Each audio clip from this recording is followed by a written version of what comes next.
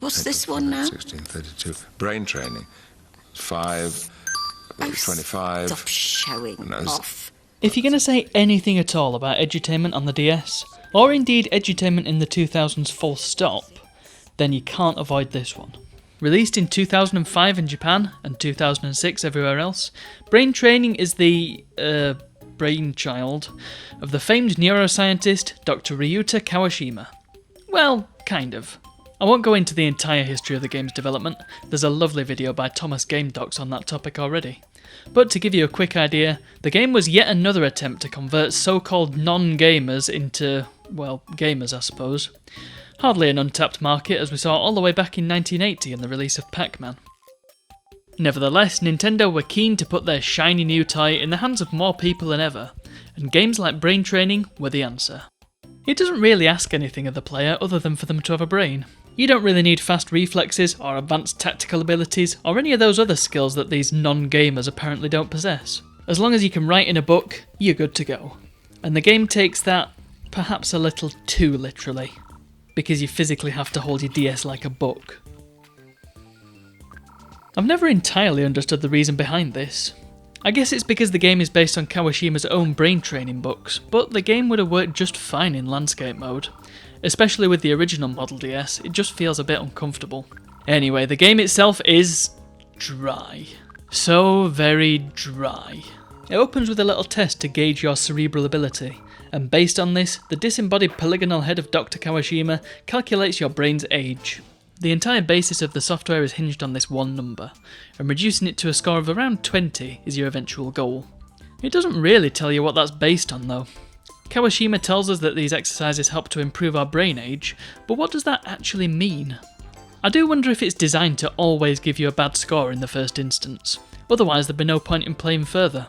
Subsequent brain age checks give you 3 tests to do, so it gives you a more holistic look at...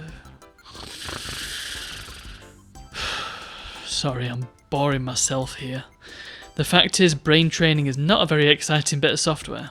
There's a decent variety of games ranging from quick sums to this strange line drawing game. It tests all sorts of brain functions like memory, identification, even stuff like reading a book aloud. And the handwriting recognition is pretty good, although I get the sense that it's just really lenient. I notice that it sometimes thinks you've written one thing, then corrects itself after the fact. So if you get close enough, then it'll give you it. But when you throw in terms around like values obtained through functional monitoring of the prefrontal cortex, you can kinda see just how dry it really is. It's Black Helvetica or Times New Roman on a white background. It's a textbook in software form.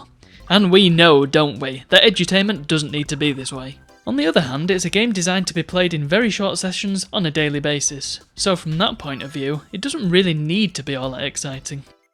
If it's functional, that's the key part.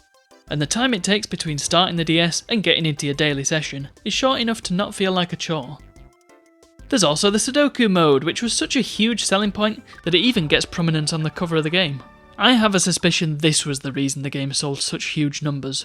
The actual brain training portion is almost secondary to the game's true purpose as an infinite Sudoku game.